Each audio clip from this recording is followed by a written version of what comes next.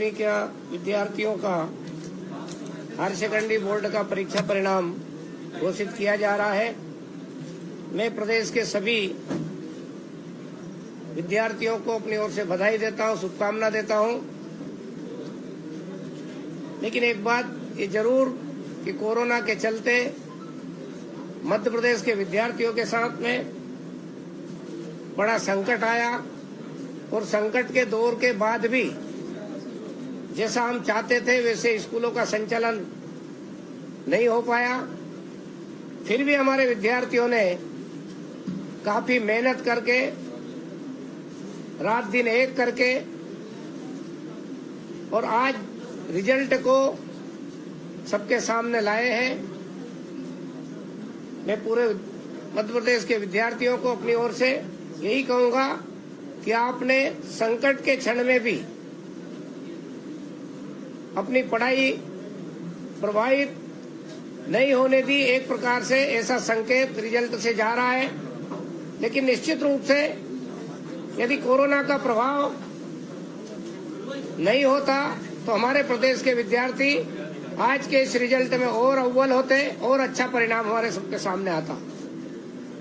आज higher secondary के जो परिणाम रहा है 6,97,880 विद्यार्थियों में से जो आए हैं परिणाम 72.72% और हाई स्कूल में 10,29,698 विद्यार्थियों में से जो परिणाम आया है 59.54% परिणाम ये रहा है स्कूल का। प्रवीण सूची में 93 छात्राओं एवं 60 छात्रों कुल 153 ने स्थान पाया है। और विशेष बात यह है कि ट्राइबल जो जिला है हमारा अलीराजपुर जिला अव्वल आया है। अलीराजपुर जिले का परिणाम 93.24% रहा है और दूसरा जिला दमोह जहां पर 89.18% रहा है।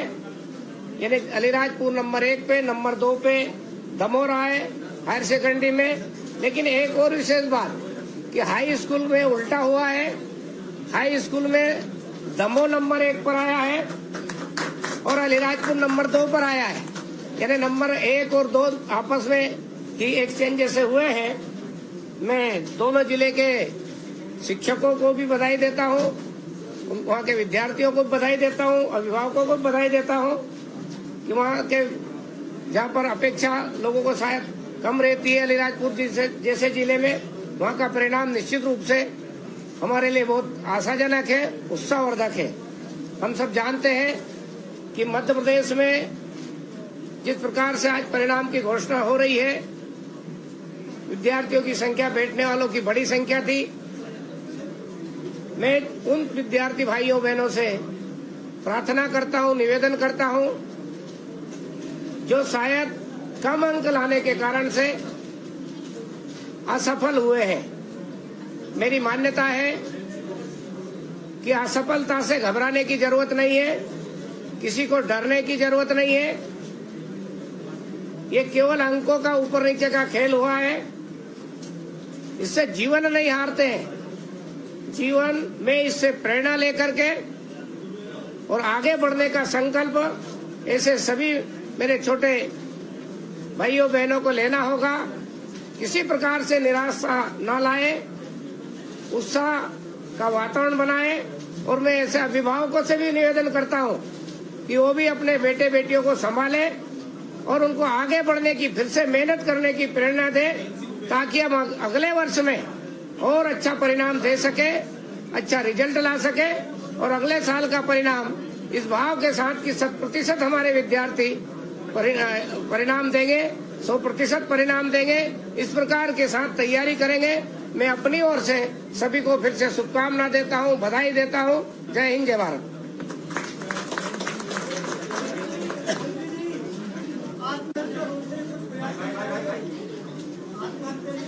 कर रहे हैं मैं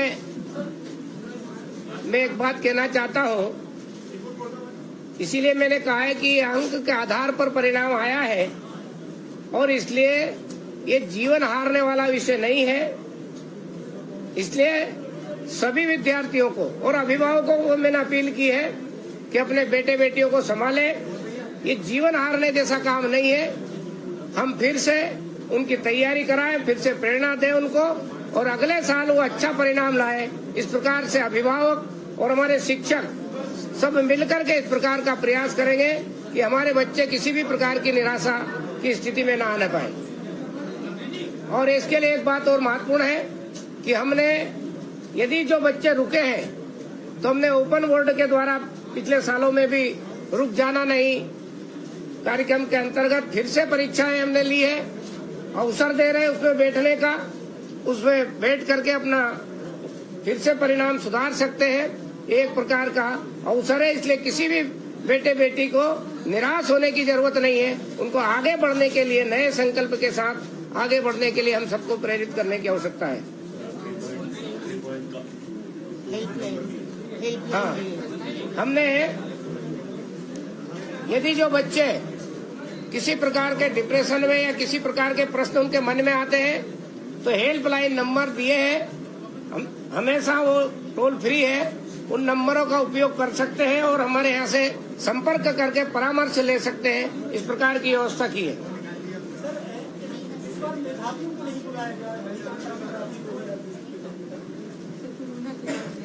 इस बार नहीं बुलाया है, उसके पहले परंपरा थी। 2020 में भी नहीं बुलाया था, लेकिन उसके पहले परंपरा थी।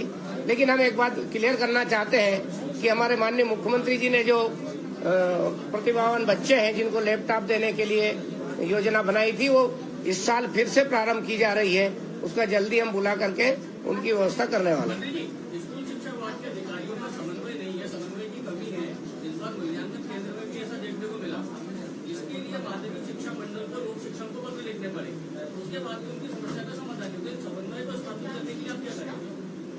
निश्चित रूप से यदि कोई ऐसी विषय आया है तो आपस में विभाग के लोग बैठ करके समन्वय करेंगे ताकि भविष्य में इस प्रकार से कोई आपस की स्थिति नहीं बने। जो लास्ट टाइम पैटर्न बदला गया परीक्षा का, कई बार विद्यार्थियों को पता भी नहीं था कि ब्लूप्रिंट क्या है, प्रश्न बैंक कहाँ है, तो क्या लगता है कि रिजल्ट पे इसका असर पड़ा है इस बार?